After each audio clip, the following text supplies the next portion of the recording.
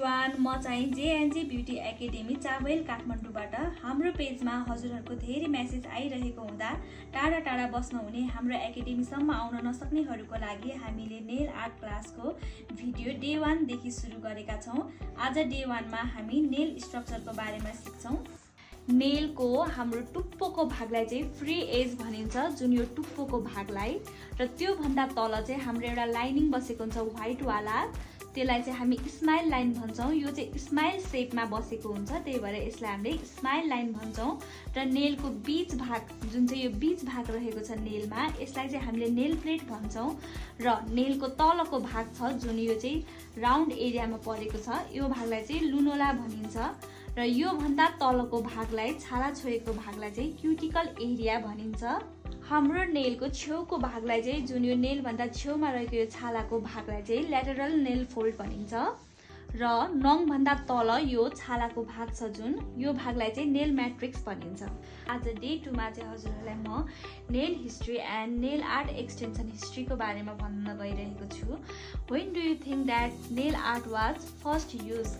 तपाईहरुलाई पहिलो पटक नेल आर्ट चाहिँ कहिलेदेखि प्रयोगमा आएको जस्तो लाग्छ? Nail art is an ancient practice. Nail art चाहिँ एक प्राचीन अभ्यास पनि हो। In 3000 BC the Japanese and Italians started to add colour to their nail. 3000 वर्ष अगाडि जापानिज र इटालियनहरूले नङमा रङहरू थप्न थालेका हुन्। The Chinese used a type of lacquer made from various petal beeswax gelatin around 600 BC. Chinese royalty used gold and silver.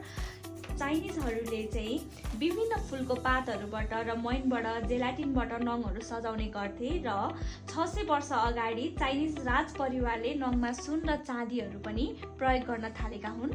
Starting of nail extension. अब चाहिँ हामी नेल एक्सटेन्सनको सुरुवात कसरी भयो भनेर जान्छौँ। Doctor Frederick Slack is a dentist. In 1950 his toy nail was broken. Doctor Frederick Slack चाहिँ एक डेन्टिस्ट थिए। 1950 मा चाहिँ उहाँको नङ चाहिँ भाँचिएको थियो। Then he build a nail using liquid र पाउडर।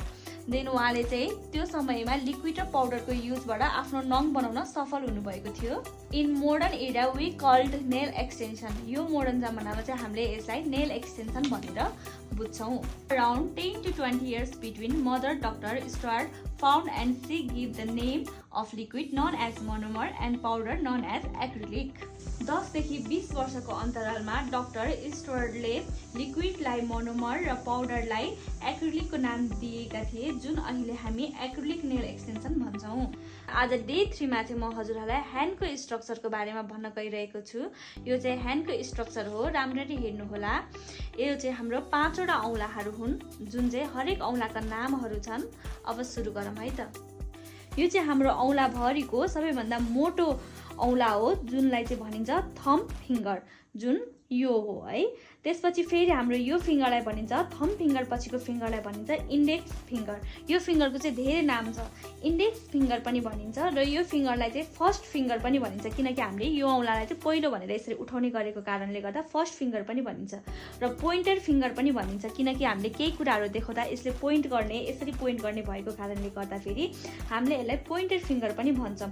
र मास्टर फिङ्गर पनि भन्छौँ। मास्टर फिङ्गर चाहिँ किन भन्दा हाम्रो यो औँला बिना केही कामै हुँदैन। यो औँला चाहिँ हरेक कुरामा युज हुने भएकोले यो औँलालाई चाहिँ हामीले मास्टर फिङ्गर पनि भन्छौँ। र यो बिचको औँलालाई चाहिँ हामीले मिडल फिङ्गर भन्छौँ। र यो औँलामा चाहिँ हाम्रो मिडल फिङ्गर पछिको औँलामा चाहिँ हामीले रिङहरू लाउने भएको कारणले गर्दा फेरि यसलाई चाहिँ रिङ फिङ्गर भनेर चिनिन्छ। र यसपछि आउँछ सबैभन्दा सानो औँलाको पालो, जुनलाई चाहिँ हामीले लिटल फिङ्गर पनि भन्छौँ र बेबी फिङ्गर पनि भन्छौँ, र नेपालीमा कान्छी औँला पनि भनिन्छ।